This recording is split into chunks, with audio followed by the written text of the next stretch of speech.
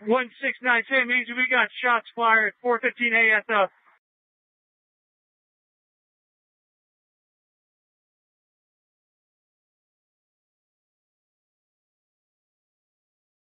Welcome to Tucker Carlson tonight. We have exclusive new footage to show you from the mass shooting in Las Vegas last month. The tape was given to us by a lawyer who represents several shooting victims. None of this has been shown in public before. The footage has no audio. It was taken from a surveillance camera of a local business. It monitored the parking lot very near the concert site. You'll notice as you look at it that the tape has the date October 2nd burned into it. The shooting, of course, occurred on October 1st. That discrepancy is the result of human error. When the camera was set up, it had the wrong date and nobody ever fixed it. But we are confident this was shot that night, October 1st. Now, the first notable development on the tape comes at 10:06. That's about 1 minute into Stephen Paddock's shooting spree, according to the timeline we now have. We see concert-goers running through the parking lot to safety in the foreground. At 10:14, much larger crowds of people come streaming through the area to escape the massacre going on.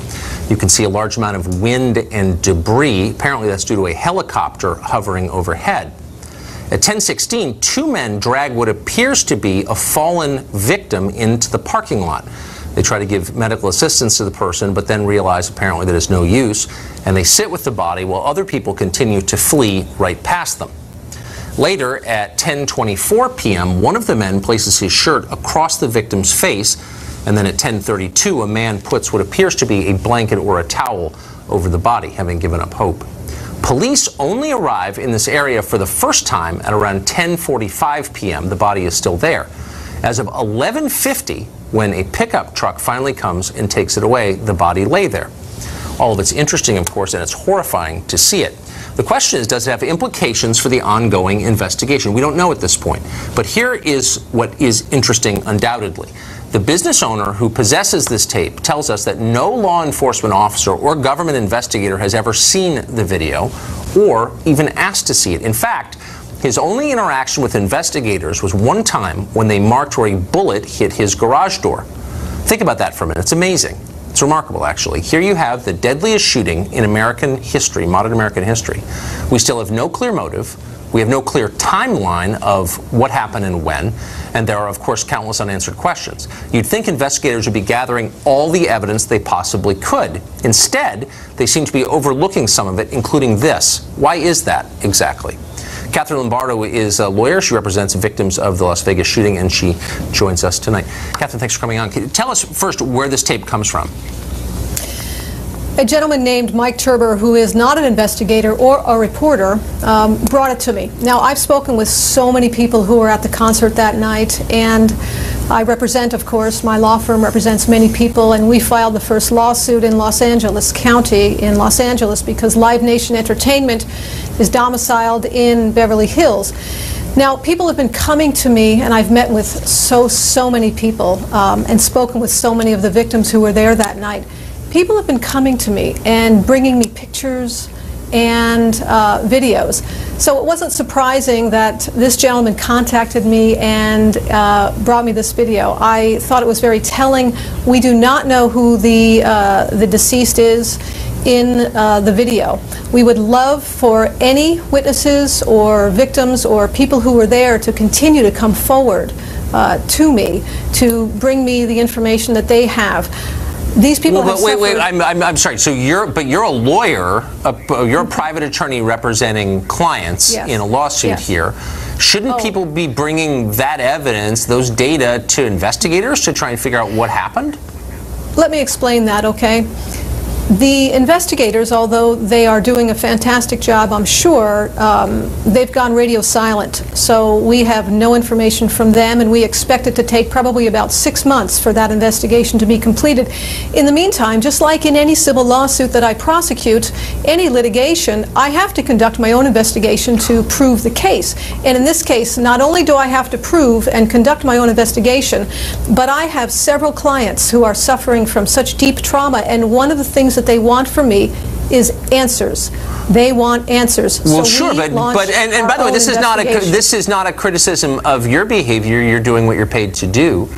But I would think that the people running the government investigations, state and federal authorities, would also want this information, and as much of it as they could get. They haven't contacted you? They have not. I expect that after this airing, they will have this video, and I would love it if they did contact me, so my phone line is open, and I would love to hear from them. Do you think that's odd? I mean, presumably you've been around in the periphery of criminal investigations before. When there are so many outstanding questions, wouldn't the FBI, for example, want to lay its hands on every available piece of surveillance tape that showed the events of that night? After 26 years of being a lawyer in the criminal field, 25 of those, being a former police commissioner, former judge pro tem, having been a prosecutor and a defense attorney, I can tell you that in this particular case, this is unprecedented, and the authorities are probably overwhelmed. I don't know the state of their investigation. I'm assuming that they are overwhelmed and their resources cannot catch up with the needs of this investigation. Yeah, apparently, or something. So, from the tape we just saw, the police, I think we said it began, the tape begins at 10:06, about a minute after the firing began. Police don't appear in the frame until about 45 minutes later, or after the hour. Is that an unusually long period of time? Yes, it's about 2 hours, and the deceased was laying there. We believe it's a female. We would love to know who it is. So again, if any witnesses have anything, please call us. She was laying there. What your video doesn't show is that she was laying there alone for probably 40 or 45 minutes with no one at all. People kept coming and looking and running and coming and looking and walking away. That Ford Raptor truck came twice. First it loaded up probably 10 to 15 people in the back of its truck to lead them to safety. Then it came back later with an officer in the bed with his gun drawn, and that's when they finally decided that they had the opportunity to load the victim up into the truck and take the victim to, I don't know where they took the victim. So I don't know if you're going to know the answer to this question, but I think it's one of the major questions here. To what extent is MGM turning over all the information it has to investigators? It seems from our perspective in the press that they're managing a lot of the storyline here. Do you think that they're giving everything they have to investigators? Would you know that? Managing the storyline is probably the best thing I've heard anybody say so far, Tucker. That's perfectly put. We've heard nothing from them. None of my clients have received an apology from them. Neither Mandalay Bay nor MGM have come forward, have contacted me. We have served them. We served them the day after we filed the lawsuit. We've not heard back. We've not heard word one from them yet. I expect that we will, although I should say that the MGM Corporate Counsel did meet with us. I actually walked the venue site myself 2 weeks ago per a court order that my legal team secured, and next week we'll be going into the room, the shooter's hotel suite and the 32nd floor. So they are cooperating because the judge ordered them to, and so they are working with us on the parameters of those court orders. Well, the rest of us are interested to hear what we learn here. Catherine, thank you. You're welcome. Thank you. Dan Bongino is a former NYPD officer and a Secret Service agent. He's been following this case since day one, and he joins us now. I'm a little bit surprised that, and look, I mean, I understand law enforcement, as you just heard the attorney say, is overwhelmed, and there's a lot of stuff to sift through, but it does seem a little strange that there would be a clear surveillance tape like this, and no one in authority from the FBI or local authorities is asked to see it. Yeah, what I find really particularly strange, Tucker, is not that they don't have it, it's that they weren't asked for it, the owners of the tape. Right. You know, law enforcement not having it, there could be a multitude of reasons. The shop owner could have just been more comfortable handing it to someone he knew. I mean, that's perfectly explainable, may not make sense outside of law enforcement, but I've seen that happen. What's not explainable, however, is in one of the largest crime scenes in American history, having a homicide, Tucker, happen right in front of a camera. That's what happened. That person died and was killed. The fact that 50+ others were killed doesn't make that death any less relevant. That happened on a camera. And yet, for some unexplainable reason, that footage was not turned over. I mean, if that was an individual crime scene, Tucker, that one person, that is the single most valuable piece of information you just put on the air. Well, a video of the person actually dying. And it's just, I think, because of the... Can I just say one thing, Tucker? I think this is three things going on here, right? It's an overwhelmingly large crime scene. Now, that's not an excuse. Someone needs to ask for help then at this point. But it's Secondly, combine that with yes, it's true. Just ask for help if you can't handle it at this point, right? And they may. I don't know what's going on, to be fair. But secondly, you have a corporation concerned about lawsuits here. There's no question that I have to believe behind the scenes is not exactly being fully cooperative. That is, you combine those two factors with the fact that, again, you have one of the largest mass murders in American history and an enormous crime scene that's tough to grit out. And you have a nasty kind of witch's brew here going on.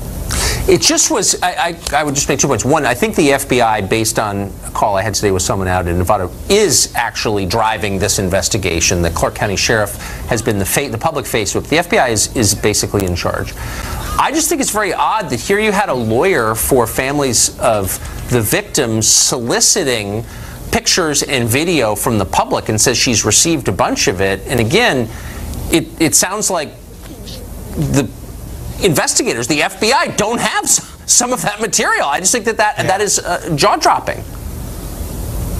And I think what's playing into this too, Tucker, is, and I'll give both sides. Just to be fair, the FBI's put up billboards. If you have this, call us. Someone may have missed that. I don't know. But again, if this was a standard crime scene, Tucker, here's how it would work. You would create your best evidence-free pathway you have. You would grid out the scene, if it was, say, a homicide in a house, and you would investigate every portion of that grid and take every piece of evidence. The problem they're having here, I think, and again, it's not an excuse.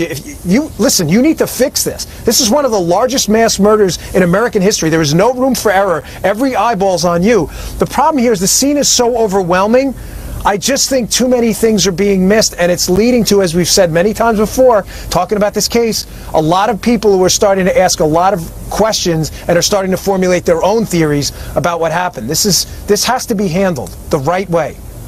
It's going to have a lasting effect on people's trust in their government, in policing and in the administration of justice. There's a huge cost to this, I think.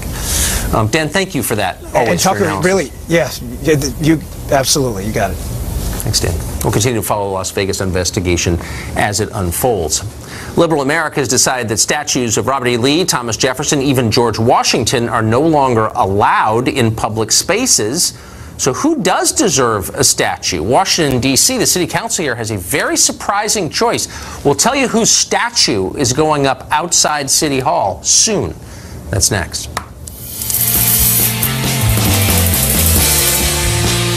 Program.